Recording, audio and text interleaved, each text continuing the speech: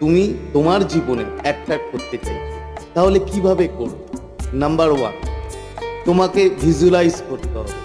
দুবার সারাদিনে 24 আওয়ার্সের মধ্যে দুবার তোমাকে ভিজুয়ালাইজ করতে হবে, তাকে নিয়ে ভাবতে হবে যে তুমি তার সাথে ঘুরে বেড়াচ্ছ, তার সাথে কথা বলছো, সব পজিটিভ চিন্তাগুলো তোমাকে ভাবতে হবে। নাম্বার টু, তোমাকে অ্যাফার্মেশন লিখতে হবে এবং অ্যাফার্মেশন বলতে হবে। অ্যাফার্মেশন লেখার সময় প্রথমেই লিখতে হবে থ্যাংক ইউ গড, কি থ্যাংক ইউ ইউনিভার্স, যে আমি আমার কাঙ্ক্ষিত মানুষকে, মানে তোমার স্পেসিফিক পার্সনকে তুমি পেয়ে গেছো, তার জন্য তুমি থ্যাংক ইউ জানাও।